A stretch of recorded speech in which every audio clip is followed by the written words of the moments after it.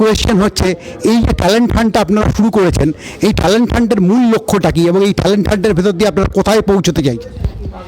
আর talent ফান্ডের মূল মানে আছে কি আমরা গ্রামে মানে যে বাচ্চারা ইকোনমিক্যালি উইক তারা যেন মিস না করে এই অপরচুনিটি।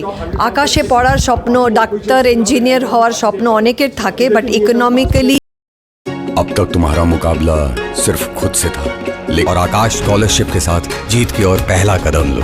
এবং আইডিয়ালিস্টিক সিচুয়েশনে আকাশ being one of the pioneer and very responsible organization for last 35 years, আমরা সবসময় বিলিভ করি it's a choice of a student.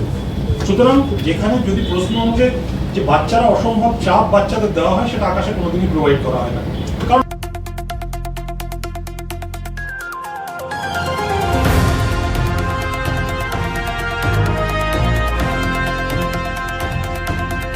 আপনাকে স্বাগতম। ম্যাডাম, প্রথম কোয়েশ্চেন হচ্ছে, এই যে ট্যালেন্ট ফান্ডটা আপনারা শুরু করেছেন, এই ট্যালেন্ট ফান্ডের মূল লক্ষ্যটা কী এবং এই ট্যালেন্ট ফান্ডের ভেতর দিয়ে আপনারা কোথায় পৌঁছতে চাইছেন? আর ট্যালেন্ট ফান্ডের মূল মানে আছে কি আমরা গ্রামে মানে যে বাচ্চারা ইকোনমিক্যালি উইক তারা যেন মিস না করে এই অপরচুনিটি। আকাশে পড়ার স্বপ্ন, ডাক্তার ইঞ্জিনিয়ার হওয়ার স্বপ্ন অনেকের থাকে, বাট ইকোনমিক্যালি উইক নিজেকে বোধ করে হয়তো পিছিয়ে যায়।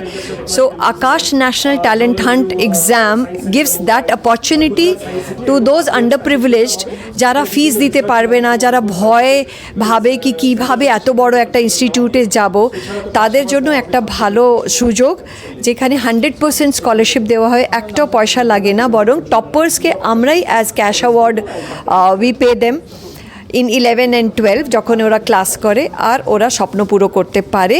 এই ইচ্ছা নিয়েই আকাশ ন্যাশনাল ট্যালেন্ট হান্টটা করা হয়।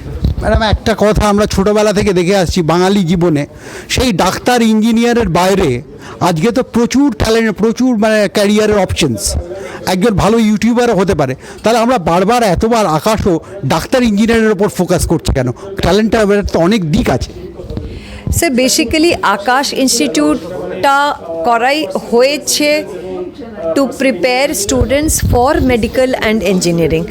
আর মেডিকেল আর ইঞ্জিনিয়ারিং এমন একটা মানে অপরচুনিটি যেটা মনে হয় বাড়ি বাড়িতেই সবার একটা স্বপ্ন থাকে, আমার বাচ্চা ডাক্তার হোক, আমার বাচ্চা ইঞ্জিনিয়ার হোক। বাকি সব যত প্রফেশন আছে সেটা তো সাইডে চলে যায়, ঠিক আছে যদি না হয় এটা করব, কিন্তু স্বপ্ন থাকে। আমাদেরও ছিল, আমার মা বাবারও ছিল, এখনও মনে। আপনার স্বপ্ন কী ছিল? আমার স্বপ্ন ডাক্তার হওয়ার ছিল। এবারে আমি অন্য প্রফেশনে একবার ডাক্তার তৈরি করছি, সেটা অন্য ব্যাপার, কিন্তু স্বপ্ন তো থাকেই। আর সেটাকে স্বপ্ন পুরো হয়, ওটার জন্যই আকাশ ইনস্টিটিউট এখানে আমরা তৈরি করি। শুধু এটাই, ডক্টর আর ইঞ্জিনিয়ারের জন্যই প্রিপারেশন দিই।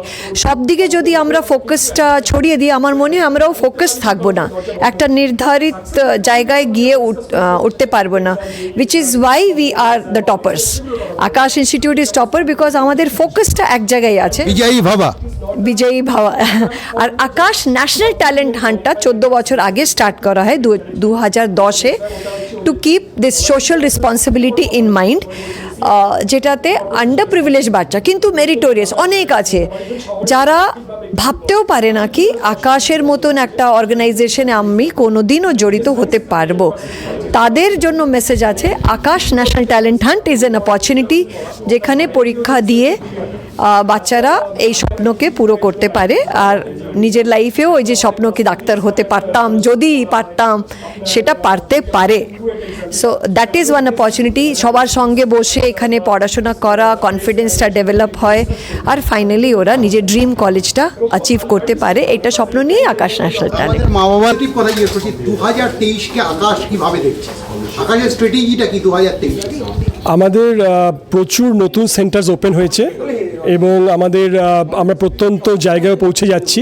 আমি যদি ওয়েস্ট বেঙ্গলের কথা বলি, আমার রিজিয়ন, আমরা এবছর দুটো নতুন সেন্টার খুলেছি, বাঁকুড়া এবং হাওড়া, এবং প্লাস আমাদের বাকি সেন্টার্সগুলোতেও নতুন এক্সটেনশন সেন্টার্স খুলে, কারণ আমাদের স্টুডেন্টস বাড়ছে, তো আরও বেশি স্টুডেন্ট আমাদের এখানে পড়াশোনা করবে, অ্যান্থ এক্সামের নাম্বার অনেক বাড়বে এবং তাদের আমরা আরও বেশি স্কলারশিপ দিতে পারবো, সব কিছুই করবো। এবং প্রচুর নতুন জিনিস আমরা করছি, যেমন গতকালই আমি ব্যারাকপুর সেন্টারে মোটিভেশন সেশন করলাম। আমাদের রেগুলার সেমিনার্স হতে থাকে, সামার ক্যাম্পস, উইন্টার ক্যাম্পস, এবং যেটা আমি সায়েন্স সাবজেক্ট ছাড়াও ল্যাঙ্গুয়েজ বলুন, পার্সোনাল ডেভেলপমেন্ট বলুন, interview skills, robotics, data science, এই ধরনের কিন্তু এগুলো আমরা ডাইরেক্ট কারিকুলামে আনিনি, কিন্তু আমরা এই জিনিসগুলো কিন্তু এক্সপোজারগুলো দিচ্ছি বিভিন্ন শহরে, এটা আমরা করছি। তো আমরা দেখছি যে স্টুডেন্টদের মধ্যে একটা অ্যাওয়ারনেস কিন্তু ক্রিয়েট হচ্ছে যে সায়েন্সটাকে পারসিউ করতে হবে, এবং ডাক্তারি ইঞ্জিনিয়ারিং অনলি অ্যাভিনিউ নয়, research scientist, going abroad, going into other areas of science, এগুলো কিন্তু আমাদের এই এনকারেজমেন্টটা, মানে একটা টোটাল একটা কালচার শিফট যেটাকে, সেটা কিন্তু করার চেষ্টা আমরা চিরকালই করছি এবং খুব আর্লি স্টেজ থেকে। আমার নাম ডক্টর দেবজ্যোতি মজুমদার, আমি dean of Akash institute for West Bengal and Patna region. আকাশের এই মুহূর্তে অল ওভার ইন্ডিয়া 315+ সেন্টার্স আছে, 316 এখন, আর আমাদের ওয়েস্ট বেঙ্গলে আছে 10টা সেন্টার, পাটনা রিজিয়ন 5, এই রিজিয়নটার আমি ডিন। স্যার, সাম্প্রতিক কিছু পরিসংখ্যান বলছে যে ভারতীয়রা বিজ্ঞান গবেষণার ক্ষেত্রে বা স্বাভাবিক গবেষণার ক্ষেত্রে অনেক বেশি পিছিয়ে পড়ছে, বা পিএইচডির ক্ষেত্রে আন্তর্জাতিক মানুষ পিএইচডি করতে পারছে না, এই বিষয়টাকে আপনি কীভাবে দেখেন? না, এটাকে আমরা একটু যদি কালচার লেভেলে নিয়ে যাই, আর্লি স্টেজ থেকে, আমি একটা এক্সাম্পল পজিটিভ কথাই বলবো, বিভিন্ন স্কুলে এবং আলাদা বাইরেও অনেক এনজিও আমরাও করছি, স্টুডেন্টদের মধ্যে কিন্তু এই যে সায়েন্স এক্সিবিশন বা এই যে ধরুন কোনো একটা মডেল বানানো বা ফান্ডামেন্টাল কিছু, মানে সিলেবাসের বাইরে গিয়েও কিছু মৌলিক কিছু করা, মানে একদম ইউনিক কিছু করা, এটা কিন্তু খুব আর্লি স্টেজে শুরু করতে হবে। রিসার্চ মানে কি, গবেষণা মানে কি, আমি সাবজেক্ট থেকে শিখলাম, সায়েন্স পড়লাম, বিভিন্ন কনসেপ্টে জ্ঞান হলো, তারপরে আমি সাবজেক্টে কিছু দিলাম, তো এই জিনিসটা কিন্তু আমরা এনকারেজ করছি। যেমন আজকে আমরা অন্যান্য হায়ার স্টাডিজেও দেখি আজকে প্লেসমেন্ট না নিয়ে স্টার্ট আপে যাওয়ার কথা বলা হয়, এটাও তো রিসার্চ। তো এই জিনিসটা আমার মনে হয় চেঞ্জ হচ্ছে, কিন্তু আজকে আমি যখন বিভিন্ন স্টুডেন্টদের পড়াই বা কথা বলি বিভিন্ন ফোরামে, আমি দেখি স্টুডেন্ট অনেকেই বলছে আমি একটা স্টার্ট আপ করতে চাই, তখন আমি জিজ্ঞেস করি তুমি স্টার্ট আপে কী করতে চাও, তোমার কী প্ল্যান, তুমি ইউনিক একটা অ্যাপ বানাতে চাই বা আমি একটা ওয়েবসাইট করতে চাই, তো এটাই তো রিসার্চ, এটার থেকেই তো পিএইচডি হবে, এটার থেকেই তো তারা ডক্টরেট হবে। তো এই যে এনকারেজমেন্টটা, আমি এটা মেসেজ দেবো, আমরাও করি, সব স্কুল, সব শিক্ষকেরা, বাবা মায়েরাও, বাচ্চাদের কিন্তু রিসার্চে গেলে একটা রিস্ক থাকে যে সে একটা বাধা চাকরি মাইনে, এটা অনেক হায়ার স্টাডিজের কথা, সেটা থেকে কিন্তু এই রিসার্চে গেলে কিন্তু একটু রিস্ক থাকে, কিন্তু তার জন্য আমরা ডিসকারেজ যেন না করি, যে 9টা 5টা জবের মধ্যে ঢুকে দেওয়ার থেকে তাদেরকে যদি আমরা এনকারেজ করি যে তুমি মৌলিক কিছু করো, আমার মনে হয় আর্লি স্টেজে এটা করলে ভালো হয়, যে তুমি আজকে হোমওয়ার্কটা করো বা রেগুলার পড়াটা করো, তুমি কেন একটা আলাদা প্রজেক্ট করছো, ওটা কত মার্কস আছে, শুধু মার্কসের বেসিসে যেন আমরা ইভ্যালুয়েট না করি, এইটা আমার মেসেজ হবে। Sir, how you will describe 2023 in the realm of Akash success? So I think we are in the journey of continuing the legacy what we have been done right till 2022. So we are continuing the same legacy where we are getting success and we are able to help students acquire their dream, achieve their dream. So we are, I think, on the right track, and we are able to provide them the correct, the environment which is required, for their preparation, to crack the JEE and as well as the medical NEET exams. What is the important thing for success? Is it dream or hard work? So I think it's a conjunction of both of things. You need to dream because आप सपने देखोगे नहीं तो उसको पूरा कैसे करोगे, और उस सपने को पूरा करने के लिए मेहनत बहुत ज़रूरी है। कि बेसिकली क्या है कि ये फंडामेंटल है कि hard working, sincerity, discipline, plus उसके ऊपर में जो गाइडेंस मिलते हैं, this are the basic fundamentals which the basic ingredient for success. All people said that same thing, but what is the new perception of Akash? See, perception of us, like we have been evolving ourselves, right? The trend, whatever the trend is, we try to evolve ourselves and we try to, to bridge the gap, whatever the needs are required as per the evolving needs. We try to bridge that gap with our innovation, right? We try to improve our curriculum, we try to improve our facilities. So all this we try to take care in this way. Thank you. Thank you so much. মা বাবারা এখন বলেন, যে আমার ছোটোবেলায়ও দেখতাম যে ছেলেদের চেয়ে নাকি মেয়েরা এখন পড়াবো মোর স্টুডিয়াস। আপনারা তো এতদিন পড়ানোর জায়গায় আছেন, আপনারা কি মনে করেন যে আকাশে যারা পড়ে ছেলেদের থেকে কি মেয়েরা স্টুডিয়াস বেশি?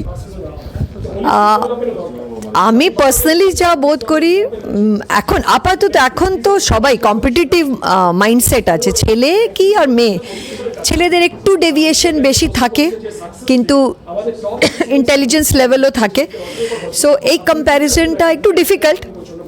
মেয়েরা হার্ডওয়ার্কিং হয়, ছেলেরা ইন্টেলিজেন্ট হয়, তো দুটোর কম্বিনেশন নিয়েই রেজাল্টটা ভালোই বেরোয়। মেডিকেলে দেখছি আজকাল মেয়েদের বেশি ইনক্লিনেশন হয়েছে, ইয়েস।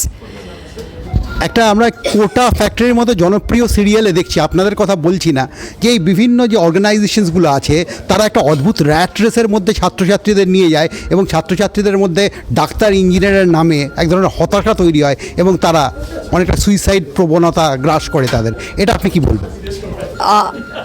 এটা শুধু ইনস্টিটিউটের দোষ দেওয়াটা উচিত হবে না। প্রথম স্বপ্ন তো হয়তো বাচ্চা দেখেছে, নাহলে ওর মা বাবা দেখেছে, সে স্বপ্নটা দেখে ওরা আমাদের কাছে হয়তো নিয়ে আসে for the preparation, and we focus on the preparation. এটা কারণ কি, এটা আমাদের ডিউটি হয়ে যায় কি বাচ্চা একটা স্বপ্ন দেখেছে বা ওর মা বাবা স্বপ্ন দেখেছে, we join hands with them and together we want to give them the best. আর যেটা আগেও বলে রাখলাম কি, এর জন্যই আমরা কোনো দিন বাচ্চাদের বলি না কি স্কুল যাবে না, কারণ স্কুলে একটা বন্ধু বান্ধবের সঙ্গে ছোট ছোট পোর্শনসে পড়া হয়, একটু হোলিস্টিক ডেভেলপমেন্ট হয়, অনেক কিছু জানে, কো কারিকুলার অ্যাক্টিভিটিস, মেলামেশা।